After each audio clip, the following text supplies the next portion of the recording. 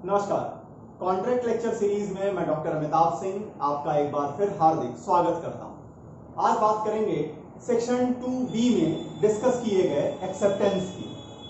Proposal में हमने देखा कि प्रपोजल का मतलब एक व्यक्ति सिग्निफाई करता है अपनी विलिंगनेस को कुछ करने या नहीं करने के लिए किसी दूसरे व्यक्ति को, और इस सिग्निफिकेशन के पीछे का इंटेंशन या उसका ऑब्जेक्ट जो होता है वो होता है दूसरे व्यक्ति की एसेंट को हासिल करना। प्रपोजल उस व्यक्ति को जिसके लिए किया जाता है, जब उसे जानकारी में आ जाए तो प्रपोजल का कम्युनिकेशन पूरा हो जाता है। अब इसके बाद प्रपोजल का कम्युनिकेशन मिलने के बाद का दायरा शुरू होता है सेक्शन 2B का। सेक्शन 2B कहता है कि वो व्यक्ति जिससे प्रपोजल किया गया है, जब उस प्रपोजल के प्रति अपनी एसेंट दे देता है तो हम ये कहते हैं कि प्रपोजल एक्सेप्ट कर लिया गया। तो इस एक्सेप्टेंस के क्या कॉन्सिक्वेंस आते हैं, इस एक्सेप्टेंस के करने के क्या तरीके होंगे, क्या प्रपोजल के साथ अगर तरीका बताया गया तो उसी तरीके से एक्सेप्ट करना होगा या कोई रीजनेबल तरीका भी है एक्सेप्ट करने का, क्या केवल शांत रह जाना भी एक्सेप्टेंस माना जाएगा, और इंडियन लॉ और इंग्लिश लॉ में एक्सेप्टेंस को लेकर क्या डिफरेंसेस हैं, एक्सेप्टेंस के पॉइंट को लेकर क्या डिफरेंसेस हैं, इन बातों को डिस्कस करेंगे। साथ ही में रिवोकेशन देखेंगे कि प्रपोजल का रिवोकेशन कैसे किया जा सकता है, कब तक किया जा सकता है, और एक्सेप्टेंस के रिवोकेशन पर इंग्लिश लॉ दूसरे प्रोविजन की बात करेगा, दूसरे स्टैंड को क्लियर करेगा, जबकि इंडियन लॉ दोनों पार्टीज को मौका देगा रिवोकेट करने का। शुरू करते हैं सेक्शन 2B एक्सेप्टेंस। अगर सेक्शन 2B को देखें तो सेक्शन 2B कहता है when the person to whom proposal has been made provide his assent to proposal, the proposal is said to accepted। अब इसे अगर एक एग्जाम्पल के माध्यम से समझें कि आखिर सेक्शन 2B कहना क्या चाहता है, तो ए बी को ऑफर करता है। ऑफर क्या करता है? ए कहता है sale of house at 20 lakh, 20 lakh रुपए के लिए वो ए बी को ऑफर करता है कि मेरा मकान बेचने को मैं तैयार हूं अगर आप 20 लाख रुपए देने को तैयार हैं। अब यह प्रपोजल का कम्युनिकेशन बी को हो गया है, और जब इस प्रपोजल के प्रति बी ने अपना ओके कह दिया, अपना एसेंट दे दिया, बी ने जब अपना एसेंट दे दिया तो हम ये कहेंगे कि ये प्रपोजल जो हाउस प्रॉपर्टी के सेल का है ये एक्सेप्ट हो गया। एक्सेप्ट करने से क्या बदलेगा? एक्सेप्ट करने से ये प्रपोजल और ये एक्सेप्टेंस, ये दोनों को अगर मिला देंगे आप तो इसे कहा जाता है प्रॉमिस। और लीगल जितने रिलेशनशिप सोसाइटी में एस्टैब्लिश होती हैं उसका इनिशियल स्टार्टिंग पॉइंट अगर कहा जाए रिलेशनशिप का, अगर कॉन्ट्रैक्ट की स्टार्टिंग को कहेंगे तो सबसे पहले आपको प्रपोजल लाना होगा, लेकिन अगर रिलेशनशिप को एस्टैब्लिश करने की बात करेंगे, चाहे वो रिलेशनशिप किसी भी नाम से जानी जा रही हो, तो उसके लिए इंपॉर्टेंट है प्रपोजल और प्रपोजल के साथ एक्सेप्टेंस। तो जब प्रपोजल एक्सेप्ट कर लिया जाएगा तो वो बन जाएगा प्रॉमिस, और प्रॉमिस बनने के बाद वो व्यक्ति जिसने प्रपोजल किया है वो प्रॉमिसर कहा जाएगा, और जिसने एक्सेप्ट किया है वो प्रॉमिसी हो जाएगा। राइट और ड्यूटी किनके बीच में ओरिजिनेट होंगे, तो यहां पर अगले लेक्चर में एक बात आपके सामने रखूंगा कंसिडरेशन टॉपिक के अंतर्गत, प्रिविटी ऑफ कॉन्ट्रैक्ट की। प्रिविटी ऑफ कॉन्ट्रैक्ट का यह कहना है कि किसी भी कॉन्ट्रैक्ट में, किसी भी एग्रीमेंट में जो उस एग्रीमेंट के पार्टीज हैं सिर्फ वही उस एग्रीमेंट को एग्जीक्यूट करा सकते हैं, उनके ही राइट और ड्यूटी इन्फोर्स किए जाएंगे उस एग्रीमेंट के जरिए। इसका मतलब कि जो स्ट्रेंजर्स हैं वो राइट ड्यूटी को एग्जीक्यूट नहीं करा पाएंगे। ये प्रिविटी ऑफ कॉन्ट्रैक्ट डॉक्ट्रिन का कहना है। उस पर अगले लेक्चर में आपके सामने आएंगे। तो यहां जैसे ही प्रपोजल एक्सेप्ट कर लिया जाता है, वो प्रपोजल और एक्सेप्टेंस मिलकर प्रॉमिस बन जाती है। प्रपोजल करने वाला प्रॉमिसर कहा जाता है और जिसने एक्सेप्ट किया है वो प्रॉमिसी हो जाता है। अब बात उठता है कि आखिर क्या इसके कुछ एसेंशियल्स हैं, क्या एक्सेप्टेंस के कुछ इंग्रेडिएंट्स भी हैं? तो जी हां, कुछ इंग्रेडिएंट्स हैं एक्सेप्टेंस के, उसे देखते हैं। पहली बात क्या है, जो पहला इंपॉर्टेंट चीज है एक्सेप्टेंस के लिए वो है कि acceptance must be in totality. Acceptance जो किया जाएगा, फर्स्ट थिंग जो है, फर्स्ट जो इंपॉर्टेंट इंग्रेडिएंट अगर आप कहें तो वो है acceptance must be in totality. इसका क्या मतलब है? इसका मतलब है अगर आपको प्रपोजल दिया गया है, प्रपोजल देने का मतलब कुछ ना कुछ करने के लिए या कुछ नहीं करने के लिए है, उसमें कुछ शर्तें बताई गई हैं, कुछ कंडीशन बताई गई है। तो अगर आप एक्सेप्ट करना चाहते हैं, अगर आप एक्सेप्ट करने के लिए तैयार हो रहे हैं, आप अपनी एसेंट देने की सोच रहे हैं, तो एक बात हमेशा याद रखिएगा कि एक्सेप्ट जब भी कीजिएगा टोटलिटी में कीजिएगा, डिनाई कीजिएगा तो भी टोटलिटी में कीजिएगा। ये मीठा मीठा गप और कड़वा कड़वा थू मीठा मीठा गप वाला सिद्धांत नहीं चलेगा। कॉन्ट्रैक्ट एक्ट का साफ साफ ये कहना है कि अगर आप किए गए प्रपोजल को उसके शर्तों में चेंज करके एक्सेप्ट करते हैं, अगर आप उसमें कोई चेंज कर देते हैं तो ये एक्सेप्टेंस नहीं माना जाएगा, इसे काउंटर ऑफर मान लिया जाएगा। और काउंटर ऑफर को पिछले लेक्चर में डिस्कस कर चुका हूं कि काउंटर ऑफर आपको किसी भी तरह के एग्रीमेंट से मिलने वाले, उस प्रॉमिस से ओरिजिनेट होने वाले राइट ड्यूटी को प्रोवाइड नहीं करेगा। आपकी वो एक्सेप्टेंस वैलिड एक्सेप्टेंस नहीं मानी जाएगी। तो वैलिड एक्सेप्टेंस होने के लिए पहली शर्त है कि acceptance must be in totality. अब कैसे, क्या कहना चाहते हैं टोटलिटी से, ये समझिए। ए ने जो अपनी हाउस प्रॉपर्टी बी को सेल करने का ऑफर किया, उसके लिए इन्होंने 20 लाख रुपीस का कंसिडरेशन रखा कि आप 20 लाख रुपए देने को तैयार हैं तो मैं घर आपको देने का इच्छुक हूं। बी ने कहा कि yes I am ready to buy, but at 18 lakh, लेकिन मैं 18 लाख देने को तैयार हूं। अब क्या होगा? अब ये वैलिड एक्सेप्टेंस नहीं मानी जाएगी। अब ये मान लिया जाएगा कि बी क्या कर रहा है, बी काउंटर ऑफर कर रहा है। और इसका इफेक्ट क्या होगा? इसका इफेक्ट होगा कि अगर ए साइलेंट भी रह गया, कुछ नहीं बोला, उसने नॉट एक्सेप्ट कर दिया इस बात को, बाद में बी अगर 20 लाख रुपए देने को भी तैयार हो जाए, रेडी टू पे 20 lakhs, और ए ने ये मकान सी को सेल कर दिया, तो बी को कोई लीगल रेमेडी नहीं मिलेगी। क्यों? क्योंकि आपने जो एक्सेप्टेंस किया था वो एक्सेप्टेंस एक वैलिड एक्सेप्टेंस था ही नहीं। आपने उस ऑफर के बदले में अपनी ओर से एक और ऑफर कर दिया जिसे काउंटर ऑफर कहा गया। और जब आपने काउंटर ऑफर कर दिया तो गेंद आपने फिर से डाल दी प्रपोजल करने वाले के पाले में कि अब ये उसके ऊपर हो गया, वो एक्सेप्ट करे या ना करे। तो इसलिए पहली जो इंपॉर्टेंट इंग्रेडिएंट है उसे हमेशा याद रखिए, किसी भी प्रॉमिस में, किसी भी प्रपोजल में अगर एक्सेप्ट करना है, acceptance must be in totality. जितनी शर्तें बताई गई हैं, जिस तरह से कहा जा रहा है, उस तरीके से आप उसे एक्सेप्ट करें। शर्तों में फेरफार करेंगे, आपके अपने राइट्स हैम्पर होंगे।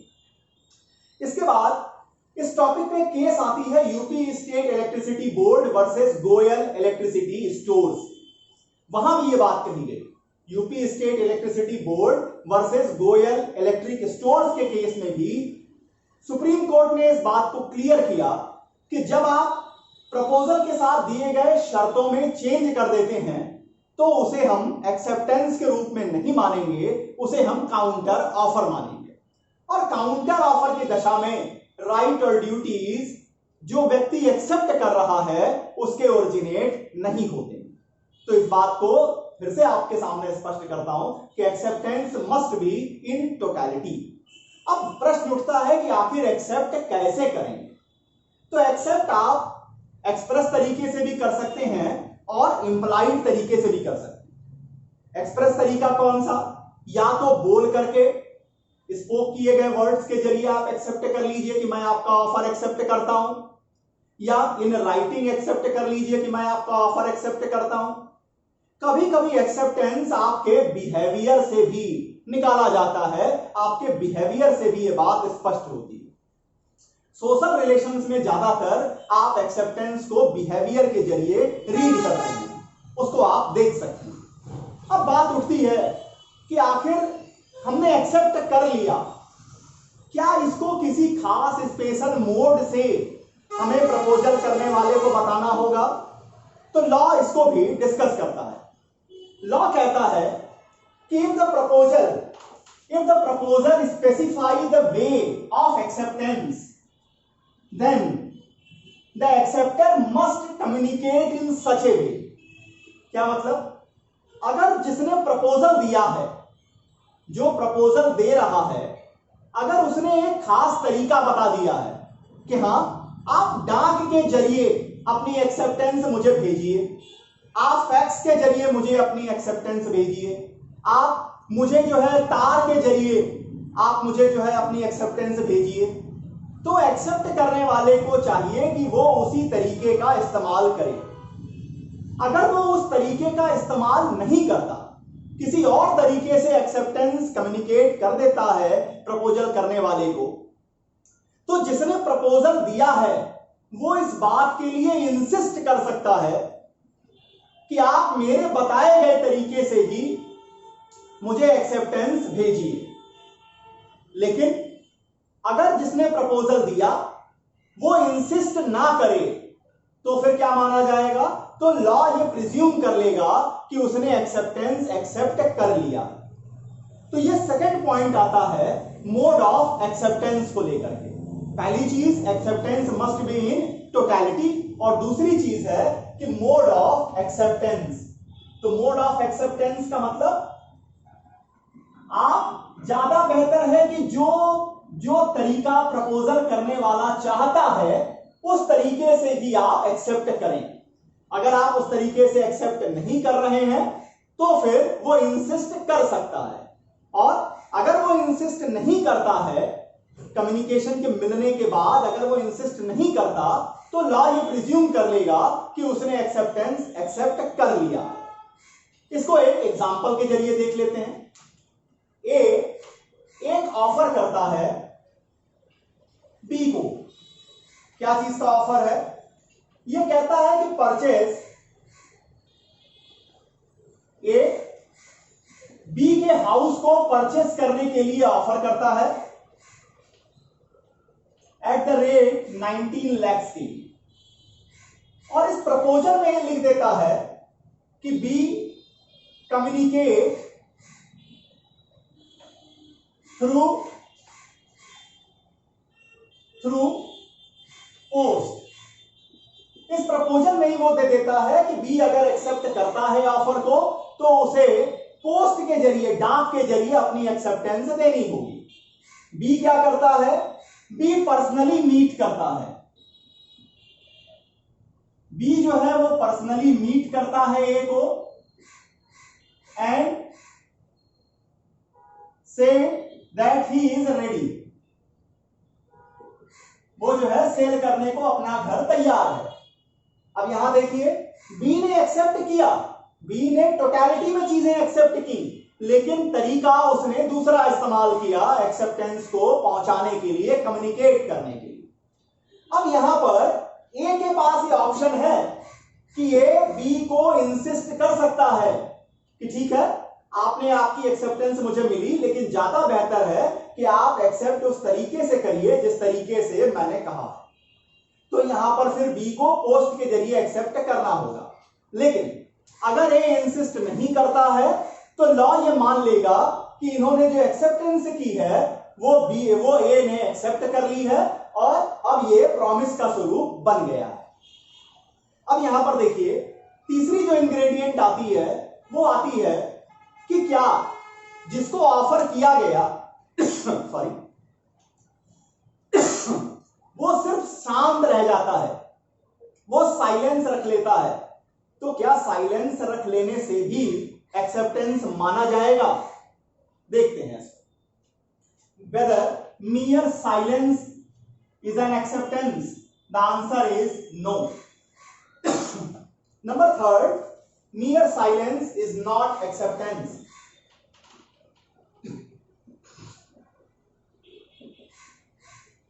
Mere silence is not acceptance. अब इसे समझिए, कॉन्ट्रैक्ट लॉ एक पॉजिटिव रिलेशनशिप को स्टैब्लिश करने के लिए, एक लीगल रिलेशनशिप को स्टैब्लिश करने के लिए आगे बढ़ता है। और चाहे वो पॉजिटिव रिलेशनशिप देखिए या पॉजिटिव लॉ देखिए, उसमें इस बात को सही मेथड नहीं माना जाता कि केवल शांत रह जाने से ही रिलेशनशिप स्टैब्लिश हो जाए। हाँ, ये बात अलग है, हमारी सोसाइटी में एक प्रोवर्ब काम करता है कि अगर कोई लड़की शांत रहती है तो इसका मतलब है कि वो कंसेंट दे रही है। ये अपने आप में ही सबसे गलत प्रोवर्ब है। इसका कारण, इसको समझाते हुए लॉर्ड मैकनॉटन कहते हैं, लॉर्ड मैकनॉटन ने कहा कि human mind is a trait and even the devil does not know what is the going on in the mind of a human being. What you call about the poor जज। Lord McNaughton कहते हैं कि एक आदमी के दिमाग में क्या चल रहा है इसको शैतान भी नहीं बता सकता, तो आप जजेस से कैसे उम्मीद कर सकते हैं कि वो बेचारे ये समझ पाए कि एक आदमी के दिमाग में क्या क्या चल रहा है। तो कहना क्या चाहते हैं लॉर्ड मैकनॉटन? लॉर्ड मैकनॉटन ये कहना चाहते हैं कि साइलेंस नहीं, अगर अगले ने एक्सेप्ट किया है तो उसकी ओर से यह बात स्पष्टता आनी चाहिए। केवल शांत रह देने से एक्सेप्टेंस नहीं माना जाएगा। इसको एक एग्जांपल के जरिए देखते हैं। बी को, ये एक लड़का है, बॉय है, बी को जो कि एक गर्ल है ऑफर करते हैं। किस चीज का ऑफर है? टू मैरी, मैरिज करने का ऑफर करते हैं और कहते हैं if B keep silence then he will treat this silence as her consent, her acceptance. अब देखिए, ए ने एक लड़की को ऑफर किया शादी करने के लिए और वो ये कह रहा है कि अगर लड़की कुछ नहीं कहती है तो वो ये मान लेगा कि वो शादी के लिए तैयार है। अब यहां पर यह बात स्पष्ट रूप से समझिए कि यहां इसका मतलब यह है इस ऑफर का कि लड़की को बोलने के लिए बाउंड होना पड़ेगा जब वो इनकार करना चाहती है, और यह सही तरीका नहीं है। इसलिए कहा गया कि मियर साइलेंस से आप किसी के भी एक्सेप्टेंस को ड्रॉ नहीं करेंगे, उसको कंक्लूड नहीं करेंगे। अगर आपको एक्सेप्ट करना है तो आप एक्सप्रेस या इंप्लाइड तरीके से अपनी बात को कहिए। यह सही मेथड नहीं माना गया कि केवल साइलेंस को ही हम मान लेंगे कि वो एक्सेप्ट कर लेता है। अब बात आती है कि आपने एक्सेप्ट कर लिया, आपको प्रपोजल की जानकारी हुई, आपने एक्सेप्ट कर लिया, लेकिन आपने अपने एक्सेप्टेंस का कम्युनिकेशन नहीं किया जिस व्यक्ति ने प्रपोजल दिया, तो क्या एक्सेप्टेंस माना जाएगा?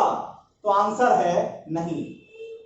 No promise without communication of acceptance. कोई भी प्रपोजल एक्सेप्ट तब तक नहीं माना जाएगा जब तक आप उस अपनी एक्सेप्टेंस को कम्युनिकेट नहीं करते हैं उस व्यक्ति को जिसने प्रपोजल दिया। चौथा पॉइंट कहता है without communication no acceptance. Without communication no acceptance.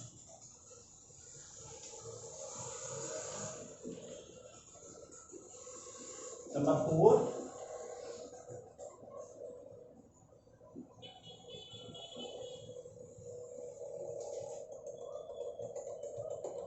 No acceptance. क्या कहना चाहते हैं? यहां केस आती है Brockton versus Metropolitan Railway Company की। Brockton versus Metropolitan Railway Company. क्या हुआ था इसमें? यहां पर कंपनी को कुछ ऑफर किया गया था और कंपनी के मैनेजर ने उस ऑफर को एक्सेप्ट कर लिया। एक्सेप्ट किया, अपने एक्सेप्टेंस लेटर को उन्होंने लिखा। लिखने के बाद उन्होंने उसको अपने टेबल के ड्रॉज में डाल दिया। शायद उस समय उनके दिमाग में रहा होगा कि अगले दिन इसको पोस्ट करेंगे, लेकिन वो अगला दिन कभी आया नहीं। और जब बाद में माल की डिलीवरी रोक दी गई तो उन्होंने क्लेम किया कि नहीं, हमने तो आपका ऑफर एक्सेप्ट कर लिया था। कोर्ट ने कहा कि आपने एक्सेप्ट किया, इस बात की जानकारी सिर्फ आप ही को है। जब तक आपने अपने एक्सेप्टेंस के लेटर से कम्युनिकेशन नहीं किया है, without communication of your acceptance proposal can not be convert in A promise. और जब वो प्रॉमिस ही नहीं बना तो पार्टीज की राइट और ड्यूटी ओरिजिनेट नहीं करेंगे। अब एक्सेप्टेंस के पॉइंट पर थोड़ा डिफरेंस आता है जब हम इंग्लिश लॉ को देखते हैं और इंडियन लॉ को देखते हैं। क्या डिफरेंस है ये समझते हैं। देखिए, इंग्लिश लॉ को अगर आप देखें तो इंग्लिश लॉ इस तरीके से डिस्कस करता है कि मान लेते हैं ए ने अपने घर को सेल करने का ऑफर किया है 20 लाख के लिए बी को। अब समझिए, ए ऑफर कर रहा है बी को, कम्युनिकेट हो गया है बी को। ये इन्होंने लेटर भेजा 22 जुलाई 2020 को। ये लेटर इनको मिल गया 24 जुलाई 2020 को। ठीक है। अब बी ने क्या किया, इंग्लिश लॉ को कह रहा हूं, ध्यान दीजिएगा। बी ने 26 जुलाई 2020 को अपना ओके का लेटर पोस्ट कर दिया। अब देखिए इंग्लिश लॉ क्या कहता है। इंग्लिश लॉ कहता है जैसे ही 26 जुलाई 2020 को बी ने अपना लेटर पोस्ट कर दिया, अब दोनों में से कोई पार्टी, ध्यान दीजिएगा, दोनों पार्टी ये यही प्रॉमिस बन जाएगा। On at this point the promise will form. यहीं पर ये प्रॉमिस बन जाएगा। मतलब जैसे ही उस व्यक्ति को जिसको प्रपोजल किया गया है, वो उस प्रपोजल को एक्सेप्ट करने वाला लेटर पोस्ट में डालता है, इंग्लिश लॉ का कहना है on that moment the promise will form and then neither party can withdraw their right and duties. देखिए, इंग्लिश लॉ एक्सेप्टेंस को किसी भी हालत में रिवोकेट करने की परमिशन नहीं देता। इंग्लिश लॉ कहने का ये साफ साफ कहना है कि अगर आपने प्रपोजल को एक्सेप्ट कर लिया है तो वो एक्सेप्ट होने के बाद आप अपनी एक्सेप्टेंस को भी रिवोकेट नहीं कर सकते और प्रपोजल करने वाला अपने प्रपोजल को भी रिवोकेट नहीं कर पाएगा। जबकि इंडियन लॉ यहां डिफर करता है। क्या डिफर करता है? इंडियन लॉ कहता है कि जब बी ने ये लेटर डाक में डाल दिया, अपना एक्सेप्टेंस का लेटर डाक में डाला, इस लेटर के डालने के पहले तक प्रपोजल करने वाला अपना प्रपोजल वापस ले सकता है। मतलब ए के पास ऑप्शन है कि वो 26 जुलाई 2020 तक, जब तक ये लेटर पोस्ट में नहीं डाला गया है, वहां के उस पॉइंट तक वो अपना प्रपोजल वापस ले सकता है। इसका मतलब कि 26 जुलाई 2020 को जब ये लेटर डाक में बी ने डाल दिया, अब ए अपना प्रपोजल वापस नहीं ले सकता, ए अपना प्रपोजल का रिवोकेशन नहीं कर सकता। ये तो क्लियर है इंडियन लॉ में।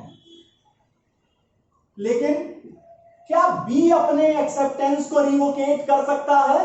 तो भारतीय इंडियन लॉ कहता है कि जी हां, बी अपने एक्सेप्टेंस को रिवोकेट कर सकता है। कब तक रिवोकेट करेगा? ये लेटर हम मानते हैं कि 29 जुलाई को ए को मिलता है, तो इंडियन लॉ कहता है कि B can revoke his acceptance